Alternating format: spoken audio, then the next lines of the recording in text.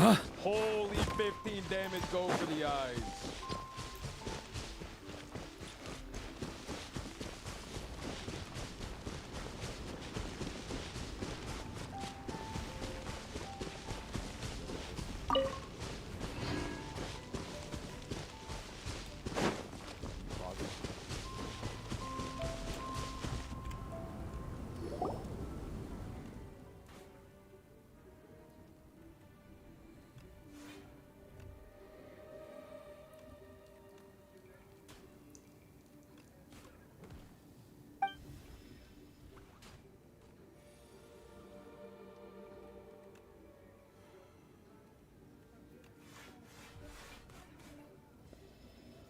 Oh shit, I tuning forked. I didn't even realize it. Need to build that back up a little bit this turn if I can before killing this guy.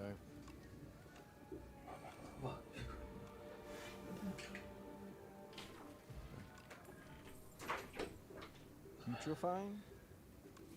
I already have Vuln and Weaken, but like maybe I use like a little bit more.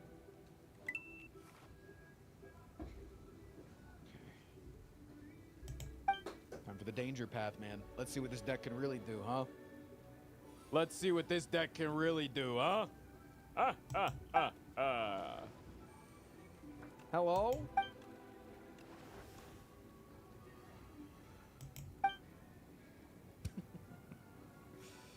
I feel like I'm supposed to double potion here. Holy energy, man.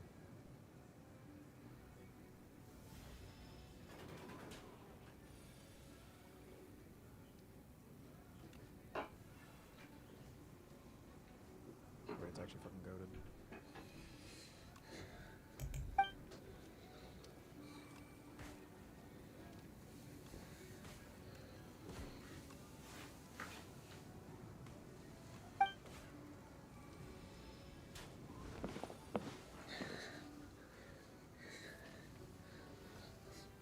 We still have a lot of stuff coming up. Let's play stuff to get closer to tuning fork. I don't think you play on leash here. That 10 damage doesn't seem to cut it. We're not gonna kill within this cycle, right? Good.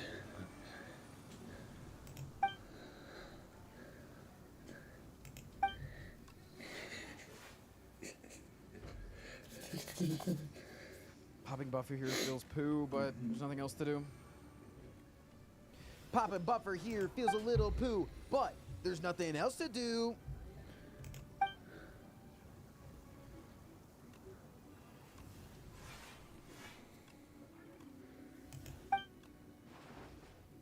Do I hold off here? No, I don't think so.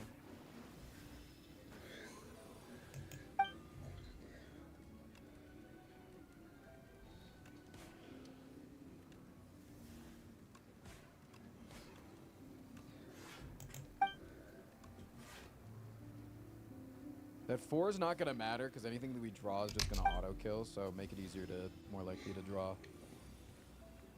Please. For the love of God, please. Oh my God, gunk up! Cloak Clasp is really good. Is it ever a Grave Blast?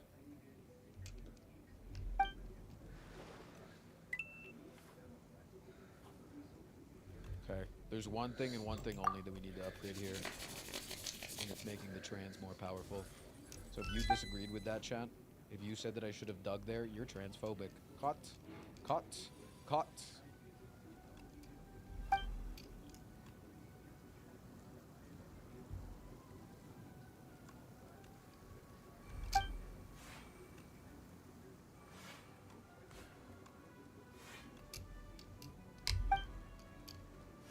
Okay.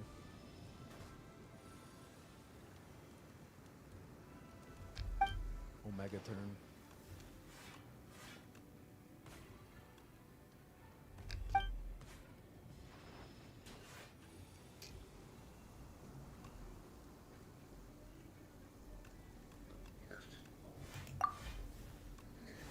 Holy value.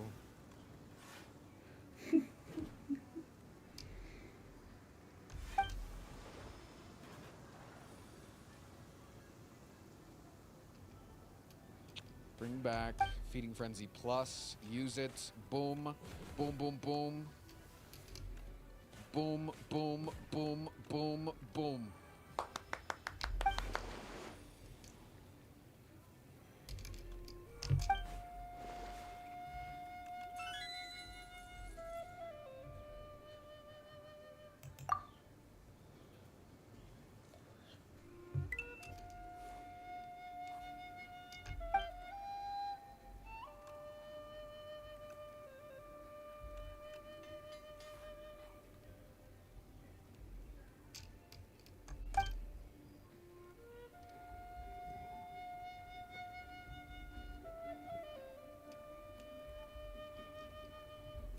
Probably give up a bone flea here for an Nunchaku, maybe.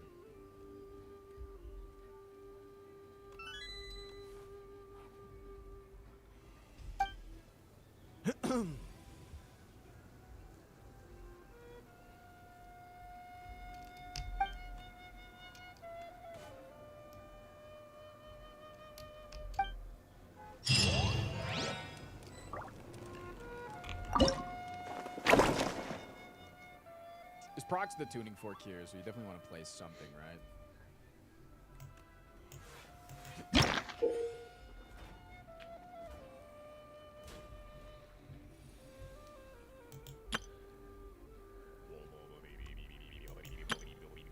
Oh my god.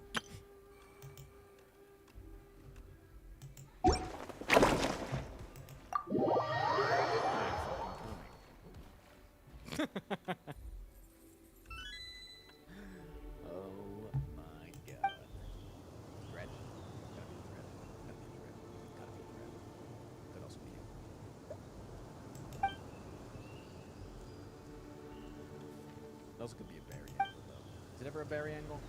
Probably wouldn't. Is it ever a berry angle? And is it a berry angle? Problem is right now we're getting farther and farther away from being able to play borrowed time all the time. So something like Dredge allows us to do that. Weapons need regular maintenance. Take good care of them, and they'll take care of you when it matters most.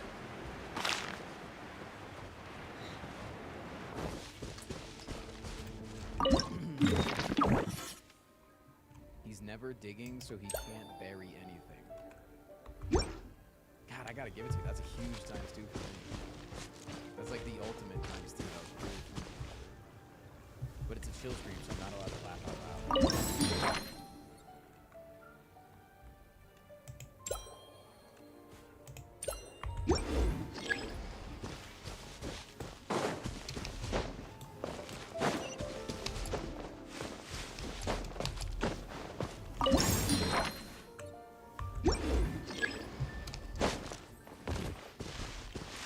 Could have just gotten the berry now. If I take it, you have to allow me to sing it. You all have to clap when I sing it. Yeah.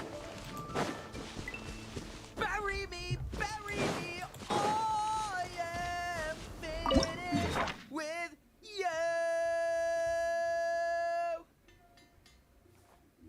Tingles.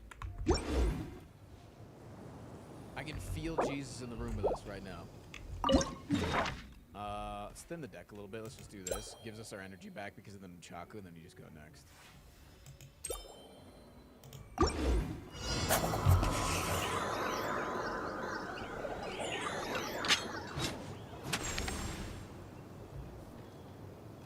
Boom. Boom. Boom. Ba-da-da-da-da-da-dum.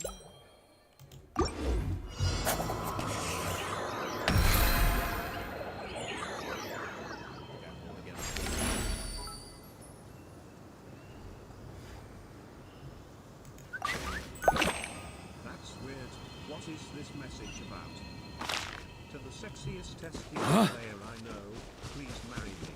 XOXO Frost Prime. Yeah. Wow, he thought about me. Phew, that guy almost got away. I couldn't let them know that's supposed to be for Japanese export. I need to keep my fanfic files private.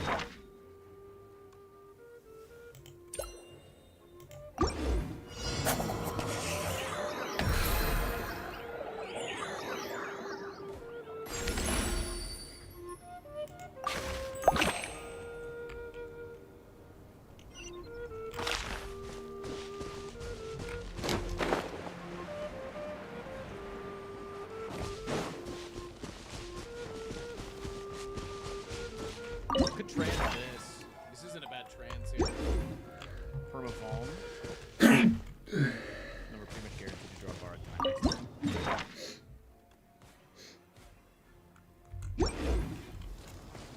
Okay. Unlucky draw order so far. I came back and heard music. Aren't you worried about getting a copyright strike? Oh, that wasn't you playing music but instead singing? My apologies. Yeah, no, it's I've got some talent sometimes, you know.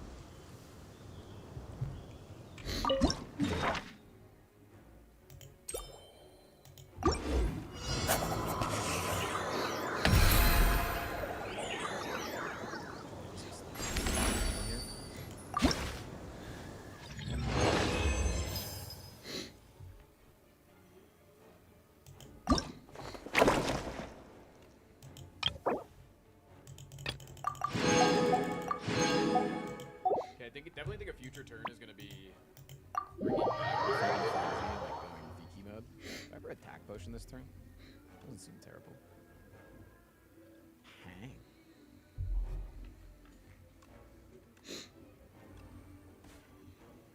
Hang seems wonderful.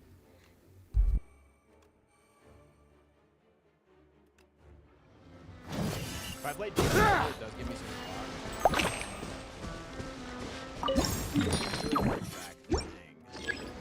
I could also wait till I get Grave Blast, and then Grave Blast back the Hang, and then Hang back the Grab Blast, and then blast them back. Yeah. Try to keep up!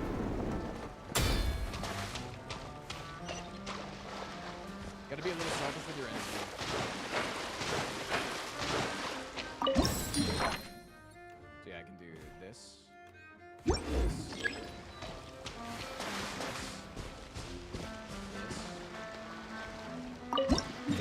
This.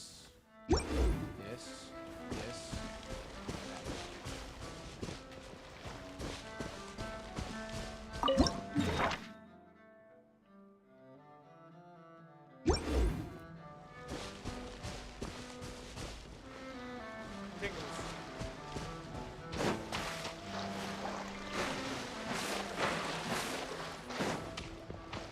Huh? Yeah. It's a double zero.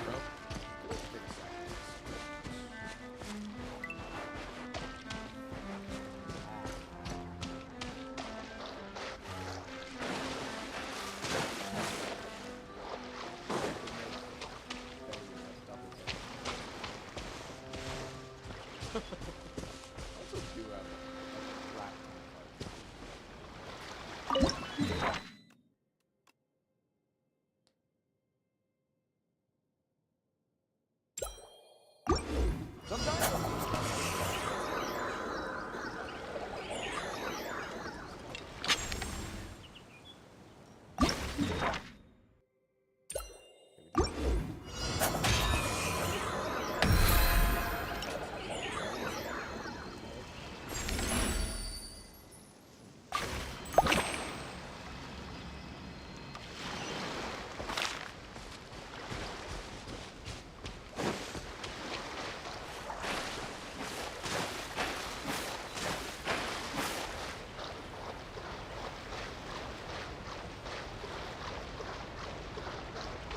Huh?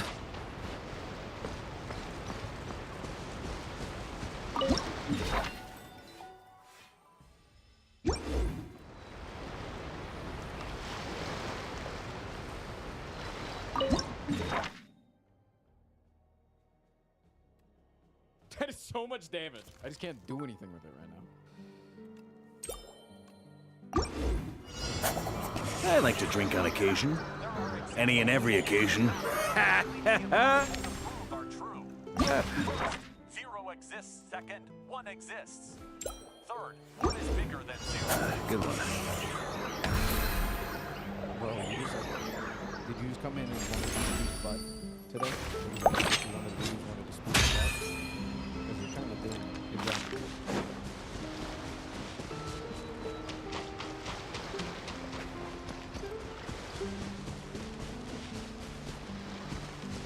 I think we can transform it now. Wait, will this transform into another defect card? It will. Okay, I don't want to.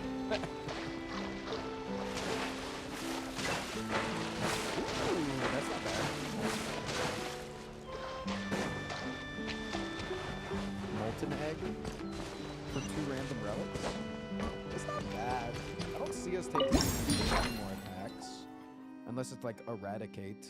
But like, it doesn't really need to be upgraded, right?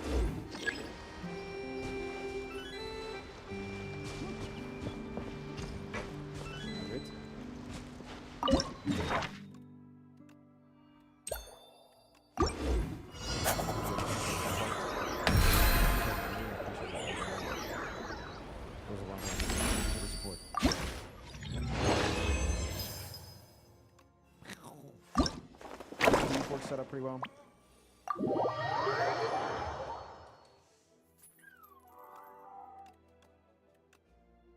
Fun fact, there is exactly one dog outside at all times, and it's very possible to prove.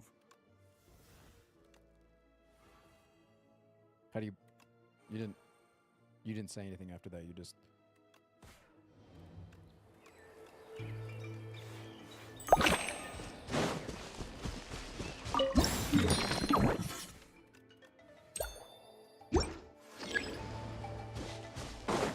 always proximate to tuning fork if possible. Did you ever invoke? I don't think so.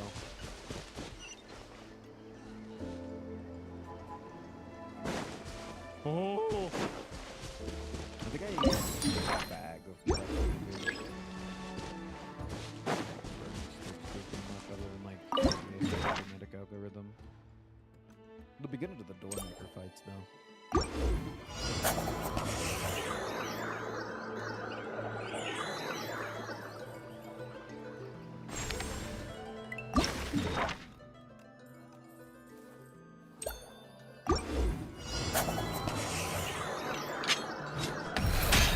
Hey guys.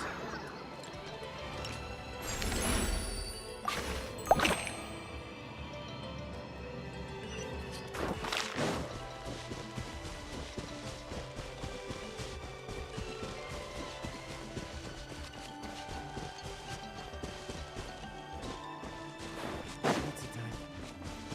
Luna, thank you for the 6 months.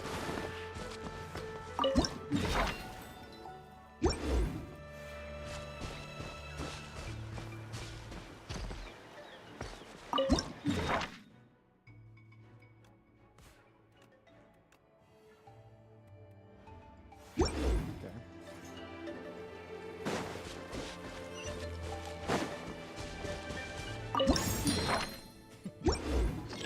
It's so unnecessary, man.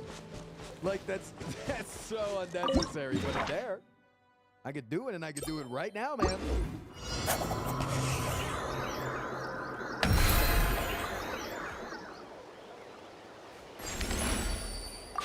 I played 3 berries in 1 turn.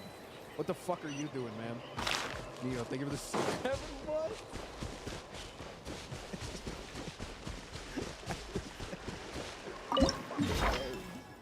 In 1 fucking turn.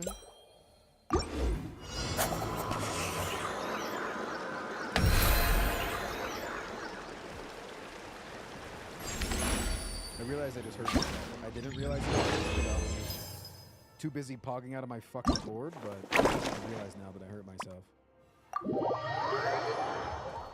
I hurt myself today.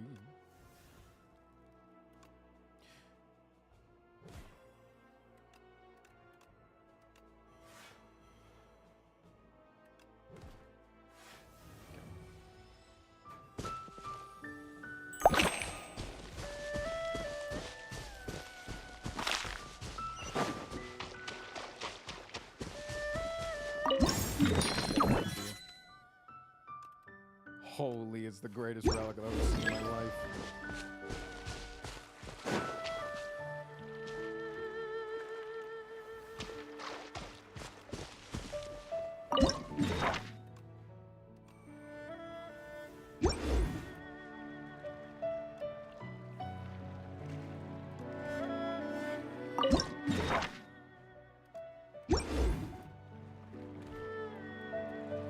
Yeah, save 200.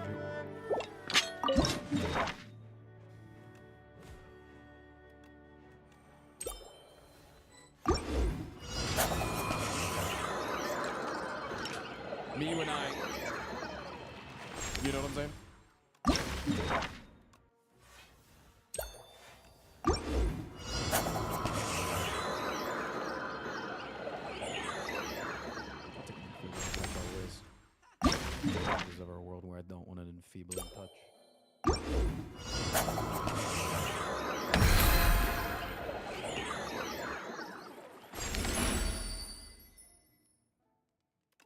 Yeah, this one's for me. Last one was for you. This one's for me. Let's go. Lock in, baby. Lock in.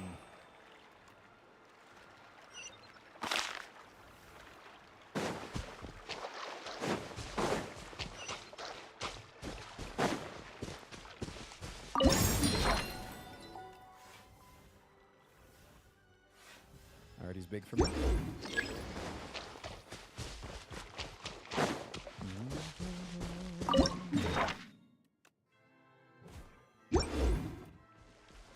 Wait, that was my lethality proc. Chat, you're distracting me with how cute you are. Sorry. Please stop.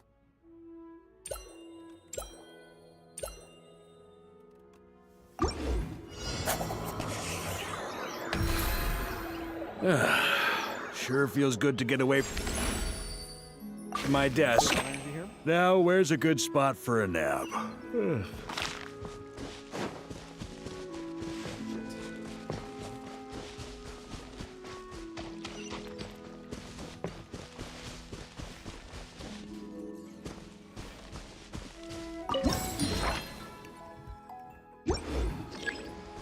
I have a soul here I can draw. Got my second surge.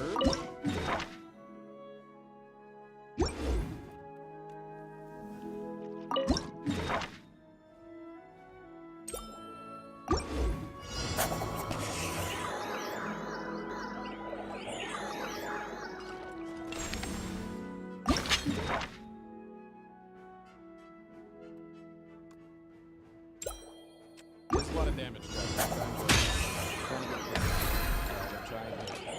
I'm playing 5D chess here. You guys are playing big bunkus, all right?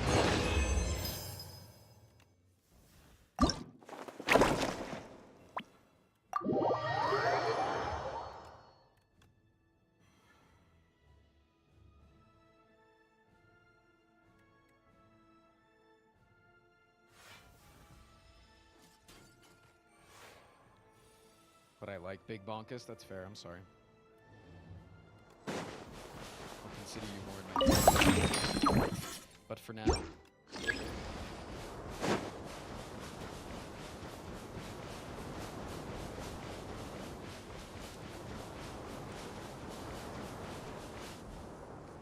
Consider that.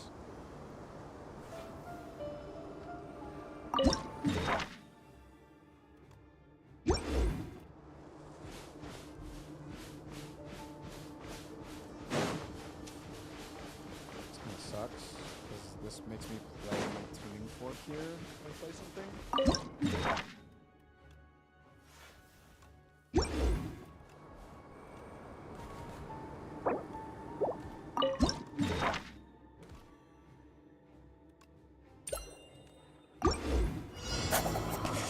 Alright! Made it out unscathed. Got 150 buffs and debuffs to my name. Time to kill a door.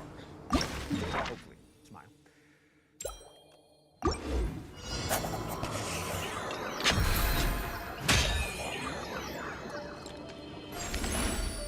Use the bodyguard here. It advances my...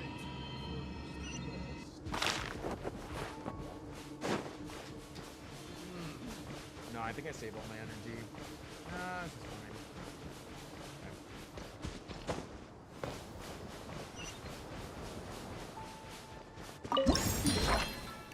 Oh, thank you, game, for letting me know that my powers don't exhaust me. Very nice of you. Very, very nice of you.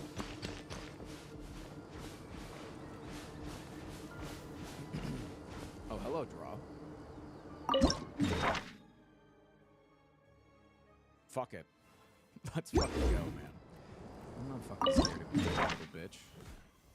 You're just a little bitch, you bitch. Got him. I won that one.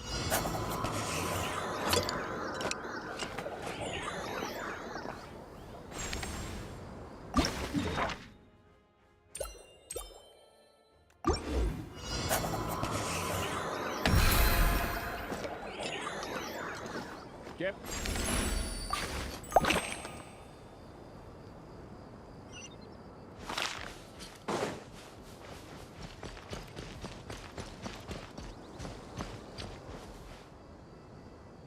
Well, that trivialized the thing, huh? Head! Think of the prime, man.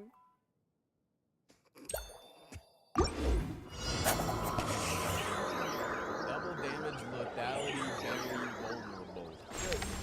Good. Good. Heads, think of the prime. Peter!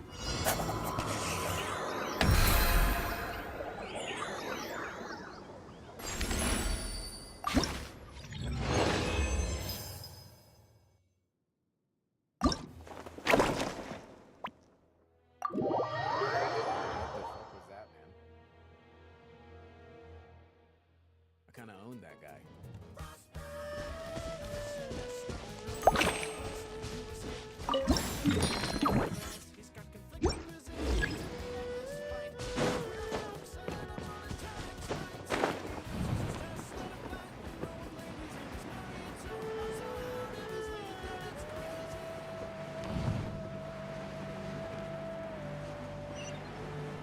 Age of Tomorrow, Live, Die, Repeat, or the better name belonging to the titular novel that it is inspired from. All you need is kill.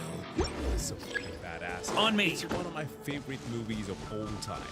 One that actually made me very much like Tom Cruise and made me sort of wish that Emily Blunt would step on. Now imagine if you take such an amazing movie, borrow all of the elements, remove all of the writing, take out the body away in terms of special effects, and replace the main character with Chris Pratt and Yvonne Starowski. That's how you pronounce her name from Dexter. That's how you get the Tomorrow Wars. The movie, it's funny, okay? To me, it feels very much like taking a concept and being like, oh, fuck, this is awesome. Let's think about everything else later. So with Cody calling it the worst time travel movie, absolutely. It is On me! terrible. But without further ado, folks, make sure to go and like and also subscribe to his channel if you haven't already. And let's get into this one. Time travel is messy. Time travel is hard to write. Oh, Bill and If you Ted. include time travel in any story, you're just inviting the audience to dissect it, like a frog. That plot better be airtight, or else someone is gonna exploit the cracks, and this whole plane is coming down. There's Tenet. common sense rules when it comes to time travel, right? Simple stuff like, don't kill your own grandpa or you won't exist. Don't do anything Marty McFly did in Back to the Future. Don't go back in time to stop something from happening, because if it never happens, then you'd never have to go back in time in the first place, which means that you didn't stop it from happening, Paradoxes. which creates a paradox, so the universe explodes. We have these narrative rules, and that's cool and all, but time travel is really just a storytelling device at the end of the day. The point of Terminator isn't that robots are creating a paradox by trying to kill Sarah Connor. The point of Terminator is, he's big and scary. Time travel's Wait a minute. Was that the Bruce Willis movie? The one where he is fighting against Joseph Gordon-Levitt? Yeah? Oh my god. What is that movie called? It's fucking good. I fucking forgot about Looper!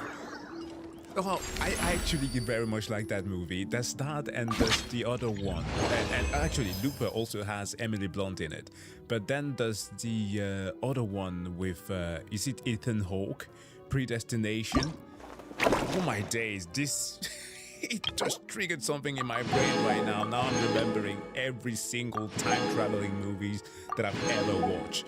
Tomorrow World, the one with Batman. Or no, Tomorrowland. Yeah, that one too has tomorrow in its name. Jesus. stories are about the storytelling, the characters, the theme. And if a movie is good enough, it just Yeah. feels really lame to point out the inconsistencies. Luckily, the Tomorrow War sucks.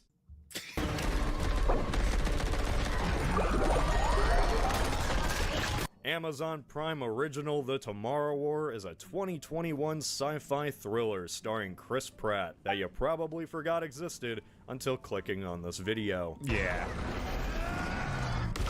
It's not the worst movie ever made. If you like PG-13 action slop, then there's something here for you. It has decent acting, some relatable moments.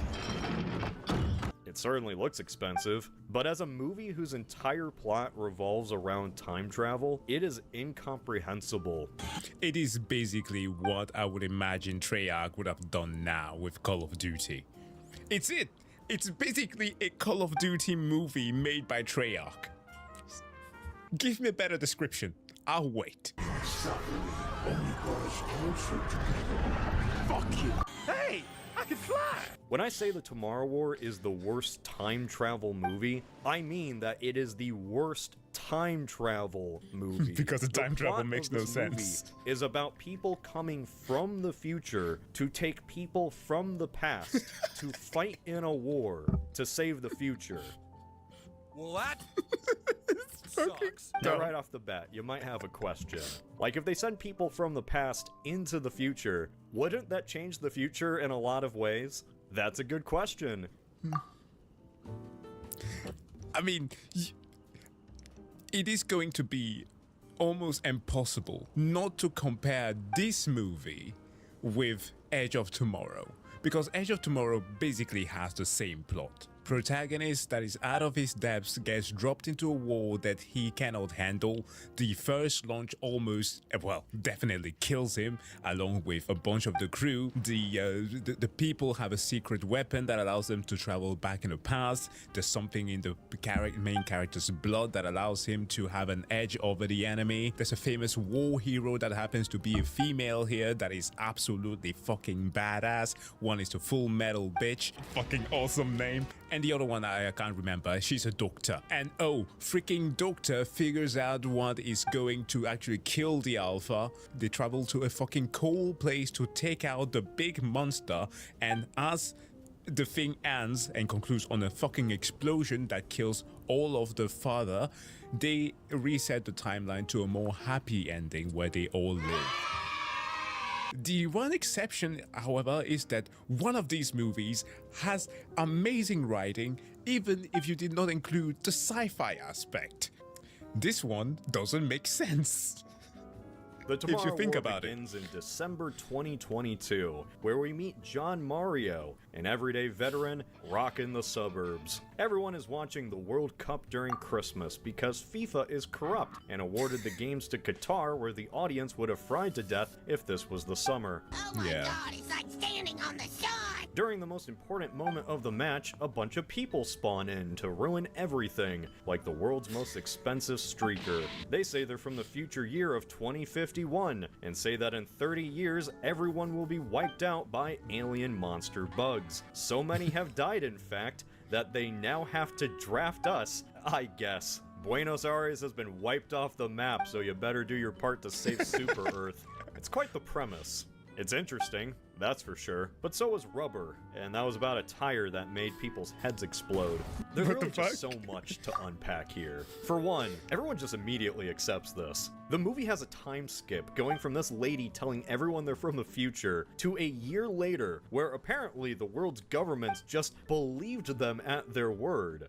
We are you, 30 years in the future. The next Year. 12 months ago, we had no idea how those words would change everything about our daily lives. Why the hell Yeah, would anyone right. go along with this? This would be seen as the biggest hoax, a government psyop, a promotional stunt for Amazon. Even if the governments believed the future people, it's not like your average person would. No, The government thinking a year ahead? What the fuck is this? I mean, just look at this year, let alone in 2022. We can't even predict what's coming up next week. normal people have never seen what the monsters even look like. The future people Right. intentionally don't show people what the monsters are before they're deployed. The consensus was that if the public saw what they'd face when they reached the future, it would become virtually impossible to fill that hunger. How did anyone believe them? Did they whip out the sports almanac and say the Tigers are gonna win the World Series? Whatever it was convincing enough to get the whole world on board, really on board. Imagine if you are sharing that information to the public, which will increase the chances of them actually detecting Weapons need regular. whenever it is that they show the fuck up. What if they show up in other areas of the planet that aren't the place that you are going to be dropping them in the future of 2050? Why not prevent the issue in the past? Every country set their differences aside and sent their entire militaries into the future where they didn't come back. Those hopes were dashed as only a handful of troops survived. What? Between this Christmas party and the time skip, every military Here. on In the world. This is died for in you. the future. That's so many my troops share have done, died, yes? they are now drafting civilians. Hey, The survival it's a rate is drawing canvas. 30%. Stop exploding, you That cowards! How does any of this work? It You're would be just anarchy. in time. Granted, there are riots and protests, sure, but how did everyone sit Wow. back If it and isn't watch as Marlowe, every... our great painter. Long time no see. I just took Malaus to the moon for a bit. I'm so jealous of how you just said that, like you were visiting the garden next door or something. Still, what did you go there for? Looking for inspiration? That's half right. We also selected a location for an exhibition. Do you recall? Paimon does! Malaus' Moon Goddess exhibition! Don't forget to invite us when the time comes, okay? Yes, of course. In addition, Malaus seems to be able to sense subtle changes around her. She's told me that I've changed a lot since returning from the moon. That's why she wanted me to take her there, to see if there was something special about it. Huh! Now that's an artist for you, all right.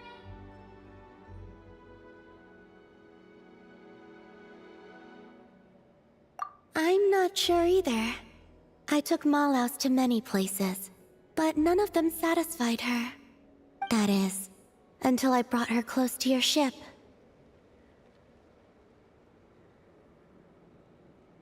But after bringing her closer, I found that she wasn't interested in the ship itself. Huh? What does that mean?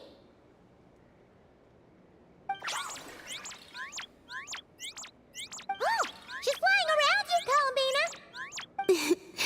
She did so back then as well. I suspect that her real interest lies with how I looked after seeing the spaceship. How you... looked? Yes. I was reminded of when the Traveler and I went there together. We sat atop the ship, gazing at Tevat.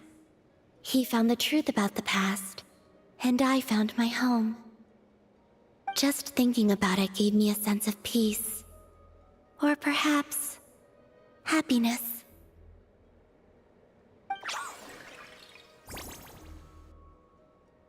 Yes, you are right. These are not things I would have felt before. So, I told Malaus our story, including what happened after we reached the moon. She seemed most pleased after that, as if she had found the inspiration she so desired. Ah! So now it's time for the great artist to work her magic, right? Huh! You didn't take Paimon up there back then, so she's pretty curious what Malaus is gonna paint too.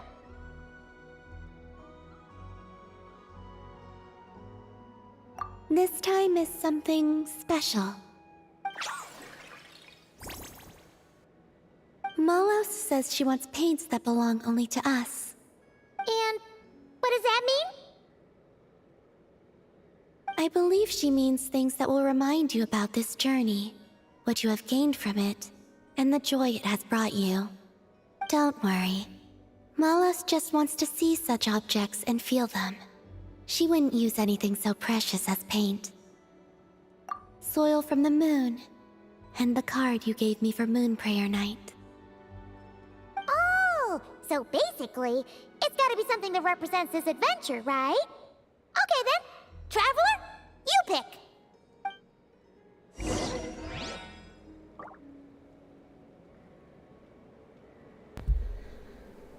Gib dem Charakter den Gegenstand, die Teil der Reise darstellen. Da gibt es so viele Teile der Reise.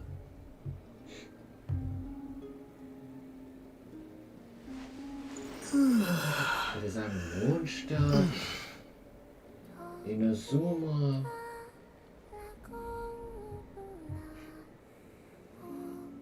Nattland, an alle schöne Stellen. Ich hab Tevat vergessen, aber Tevat ist nicht der Rede wert. Oder Fontaine. Okay. Ah, die Blume.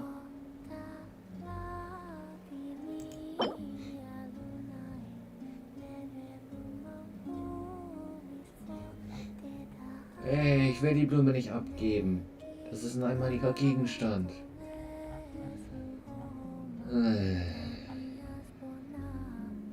Passt schon.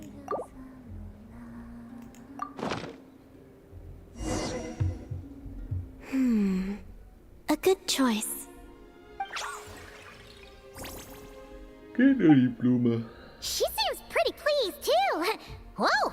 Straight to the canvas she goes. You know, now that Paimon thinks about it, Malhouse's paintings pretty much cover your story from when you were born till now, Columbina.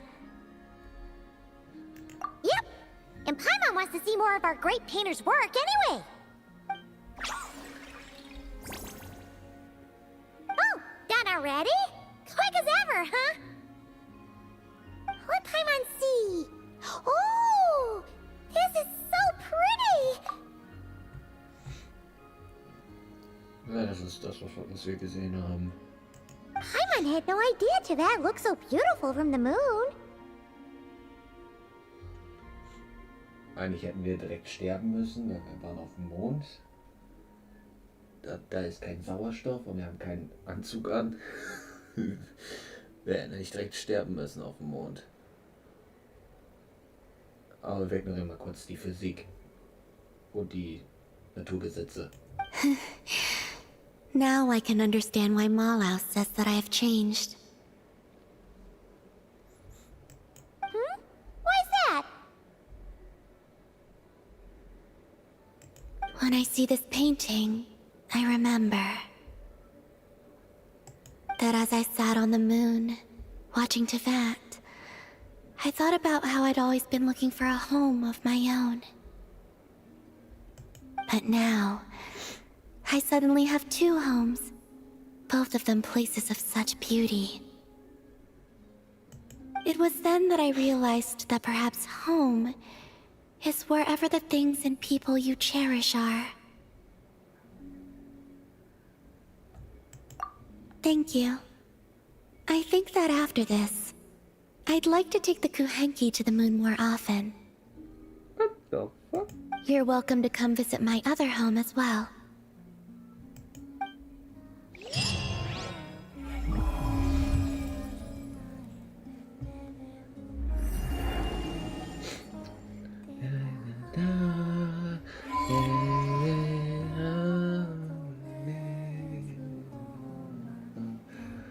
Yes, I've now.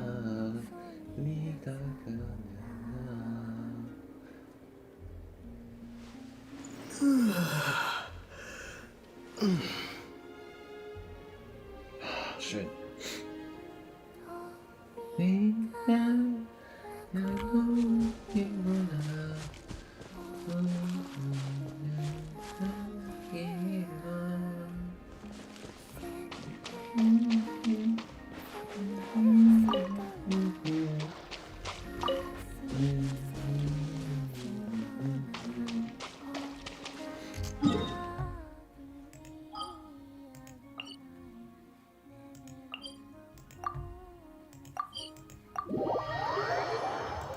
Military personnel disappeared into a random portal and just never came back. That's the amount of money that they had to write that plot. Yo, Jim has to go on his lunch break. Hey, Jim, what do we do about the rest of the governments? I don't care, we kill them all.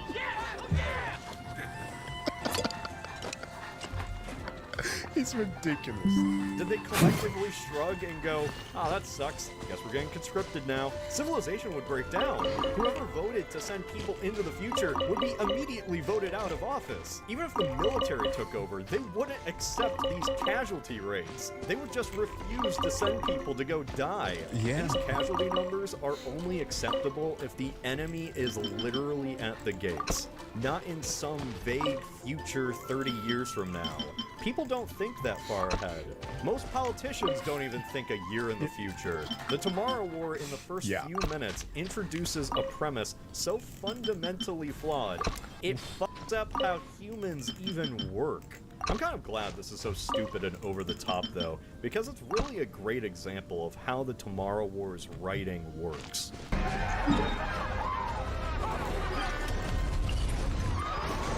The movie wants the premise of untrained civilians that get transported into the future. But the only way that works is if the army isn't fighting the monsters. I like to drink on and occasion. The only way the army isn't Any and every fighting the occasion. monsters is if they're all dead.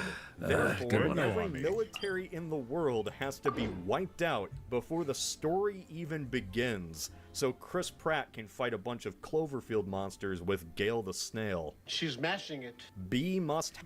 The monster designs, something. If I have to praise this movie, I fucking love the monster design. Happen, therefore A. Even if A doesn't make a lick of sense, this is going to be a running theme. Hi, I'm Bill Billions, money guy with money.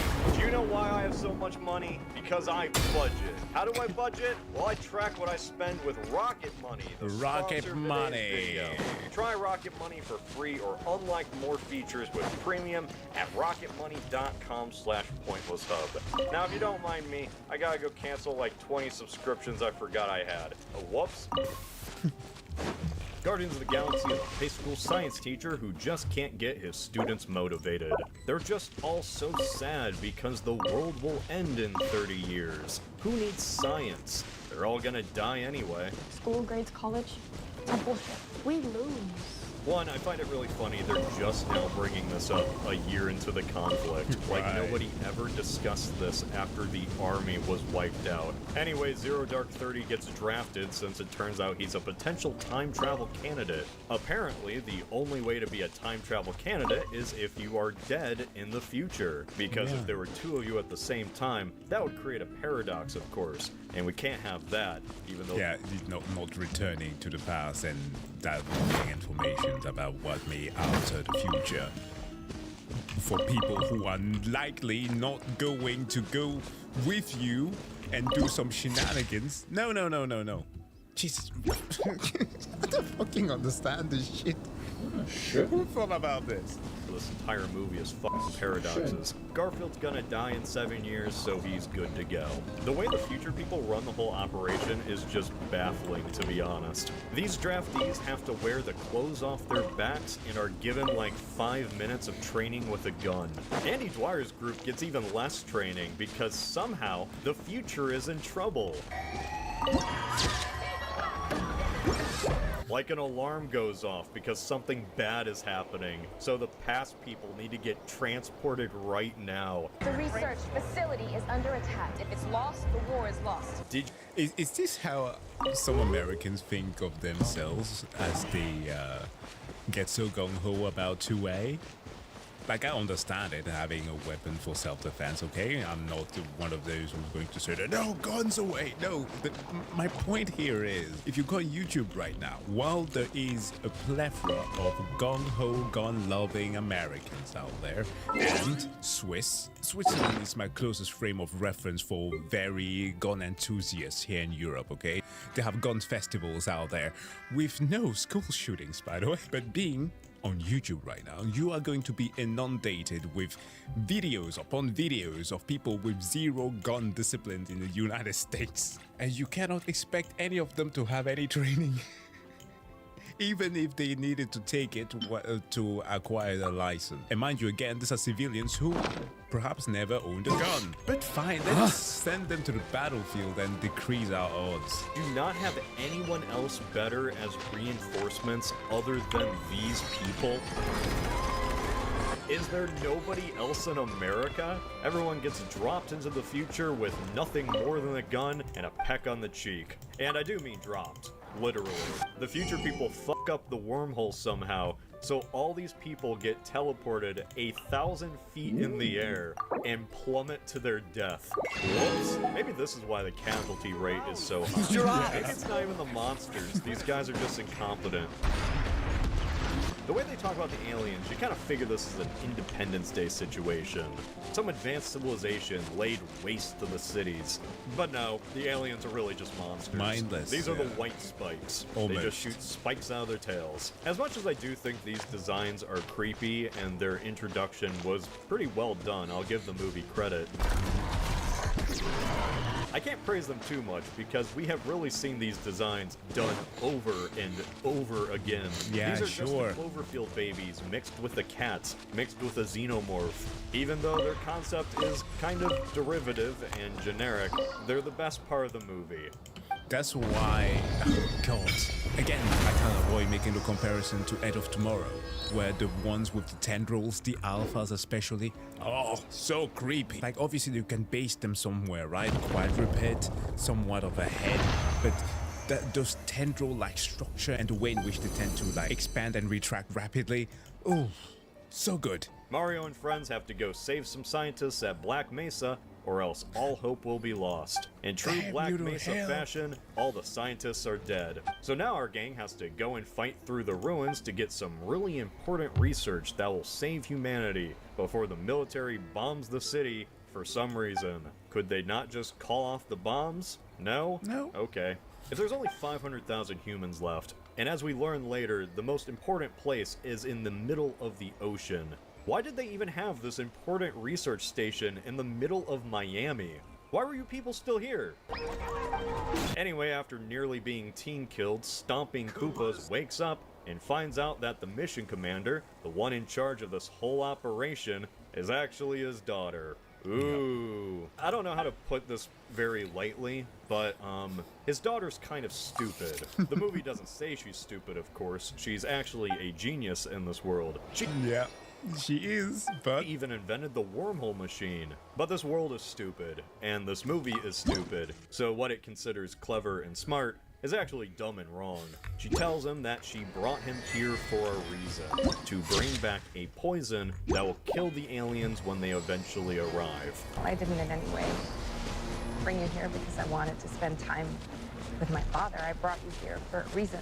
Which, no she didn't. He was just randomly selected to be drafted. The whole Exactly. process seemed very impersonal and routine, in fact, because he was just one of many sent to the front. The army people even asked if he had any kids.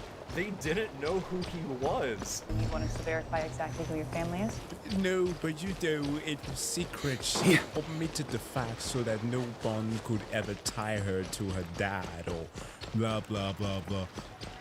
She's mad because sometime in the future from 2021, Oh, no. not future, Chris Pratt gets so mad he doesn't get a promotion, he divorces his wife and dies in a car crash. You see, Chris Pratt's dad, J.K. Simmons, abandoned Chris Pratt when he was a child because of Vietnam. So of course, in the bad future, Chris Pratt will abandon his family too, because it's like poetry. Omni-Man left assumingly when Chris Pratt was a child. But Chris Pratt really doesn't abandon his family. It just Right. sounds like him and her mom got a divorce when she was 14.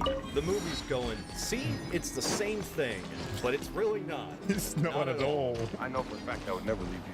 Yeah, that's what I thought. So they capture an alien queen for the thrill of the hunt and bring her back to Big Shell from Metal Gear Solid 2. The two slowly bond over science, like you do. And they get so wrapped up in family bonding, well, wouldn't you know it, they just forget to resedate the alien queen sleeping in the corner, allowing the monster to cull the swarm and kill everybody. This giant f***up is never reflected on by the movie ever again. Daughter dies, Chris Pratt goes back to his own time, and the aliens break the time machine. There's no getting back to the future. This is the movie's obligatory all is lost moment for some reason. I don't know why. I mean, sure, you can't return to the future anymore, but But you that can world's prevent it. pretty much gone anyway. Chris Pratt has the toxin. He could just go to like a military figure or someone in the government and say, hey, I have this toxin that kills them. We should save it for when the aliens show up. Yeah, so we can mass produce it and voila. They make it very much sound like it was the worst thing ever. Now, obviously, he lost his future daughter, and there's a connection and all, and there's some people that went to the future, but like already the plot was dumb. Then just continue with the easiest answer. My daughter died for this. But nope, he doesn't. He just goes home. He tells his wife about his grand day out. Okay, so everybody seems to know that the aliens first appeared in Russia in 2048, right? Nobody knows where they came from.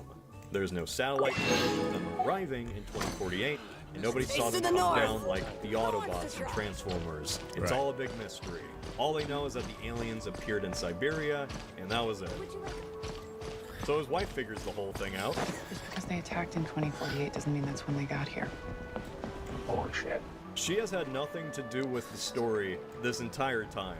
She has had no unique information compared to anyone else in this world. All she does is use common sense to think that maybe, just maybe, the aliens arrived before 2048. She's literally what everybody should have done and be like, okay, first and foremost, let me stare into the distance.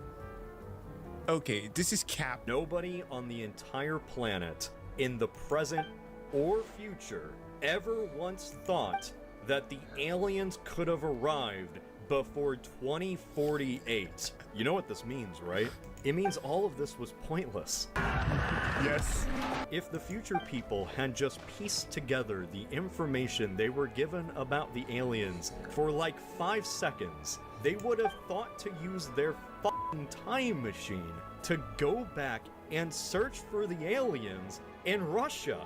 Instead, they used their time machine to draft their grandparents and send them into the future to be eaten by Cloverfield monsters. Maybe all that brain rot really did take its toll on the Zoomers. Speaking of really bad plans, the whole end of this movie. So they find the alien ship, right?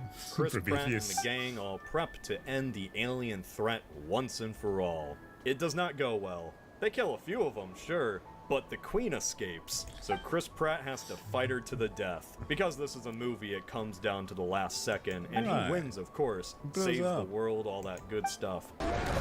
But think of how unimaginably reckless this is. They could have just sent in some special forces or something, told the military, but they didn't because, and I'm not even joking here, the government is too embroiled in bureaucracy. Oh, God. We can't trust the UN. Tell the UN and they can talk about it till we're all dead. Our heroes blow up the alien spaceship and kill the Queen. The movie ends with Chris Pratt happy that he saved the future, which means that the war never happened. You see the issue with that too, right? For a movie about time travel, we never learn how this timeline actually works. Is there just one timeline? That wouldn't really make sense. All these people were told they were gonna die before the 2050s, just like Chris Pratt. They're gonna die from stuff like cancer or choking on a chicken nugget, but then they don't die from that stuff. They actually all die in 2051 from alien monsters, or get... Yeah. Meaning there's the people who are getting drafted are being dropped from the battle bus without a parachute. So many people don't come back to the present to live their lives. There's no death certificate for them. So in that case, where did these certificates come from? How can the army learn how and when someone will die enough to deny them that information? In fact, how do I die? You can't share that information, sir. If that person is just gonna get killed in future Miami anyway, there has to be multiple timelines here, right? Even if the movie doesn't say, there's no way this is a single timeline. That'd just break my brain. The only thing I can think of is that these records come from a timeline where the future people didn't go back in time. An unaltered, pure timeline without the war. Which means that these army people aren't getting records from the future, they're getting records from their own past that's in an entirely different timeline. Their own timeline. Which means there is no way the people from the past and the people from the future share the same timeline.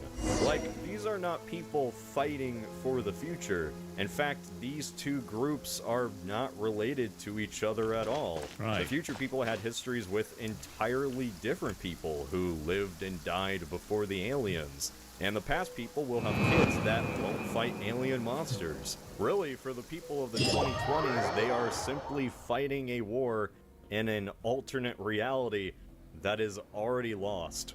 Was this the intended way that time travel was meant to work? I don't know. think so. It's something that kind of makes sense, I guess, once you dissect it.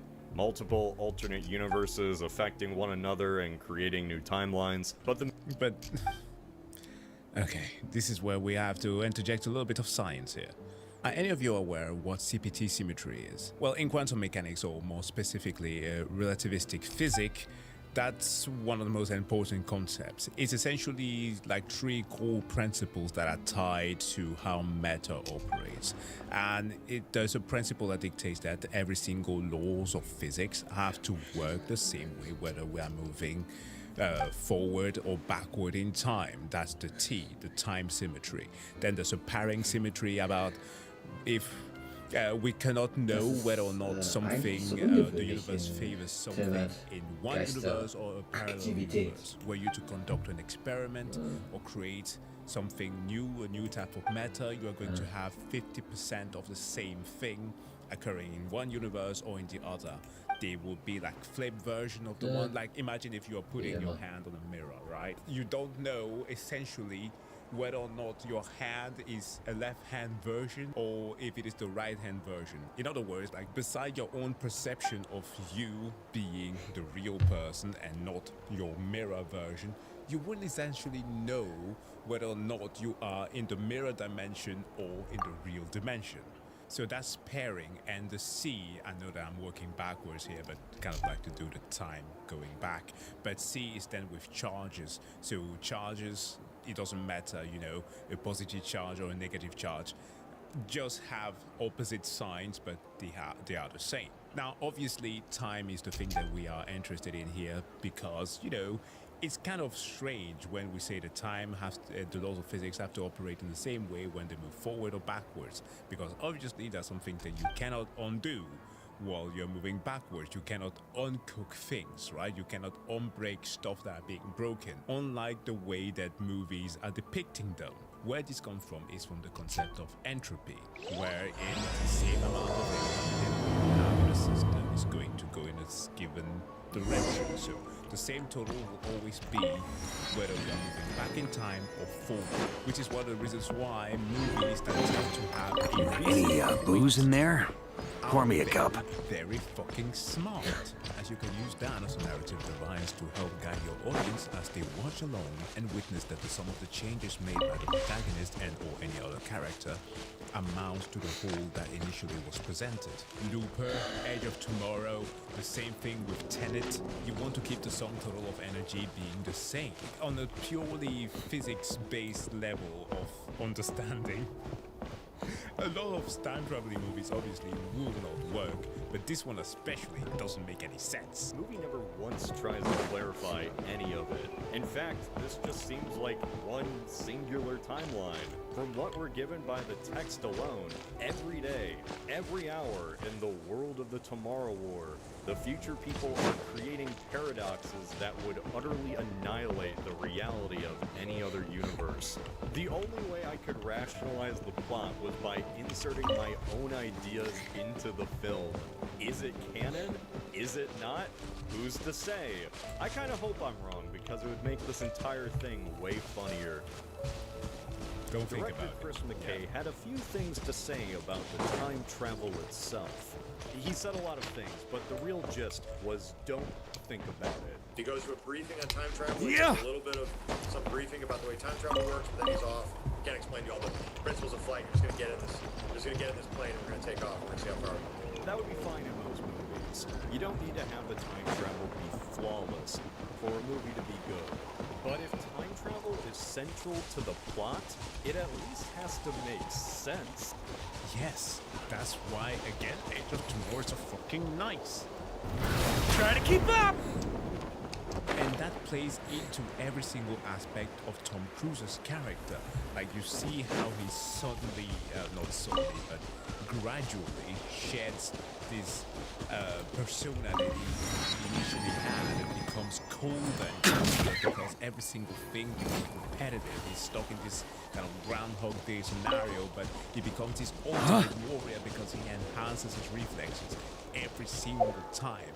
He and Emily Blunt are war machines. That makes sense. And that even though he was not a combatant. And mind you, one of the best aspects about that movie that I kind of stated before is that they had an alien invasion, military personnel fighting against it, reenacting like a sci-fi Normandy scenario with mech suits. That alone is a movie. And that is without introducing the time traveling mechanic.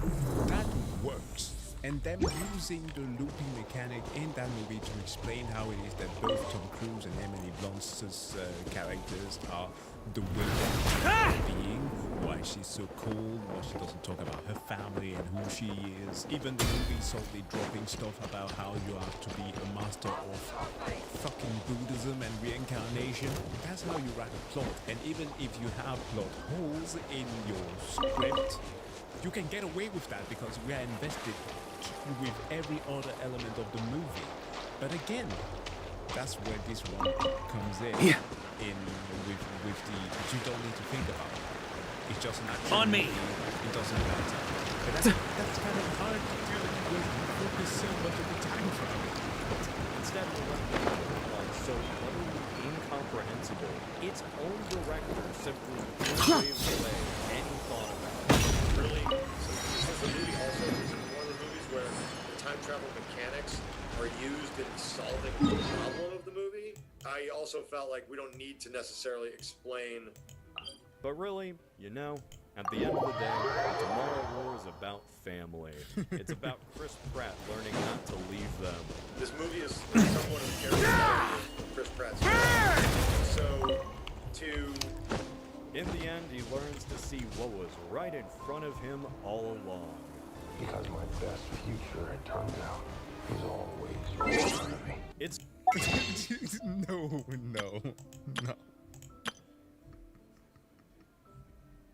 That doesn't make any sense. I'm sorry, that doesn't make any sense. so weird that the movie acts like this was some major character flaw for him to overcome. He loses a job opportunity, I guess, but none of what's established here implies he hates his life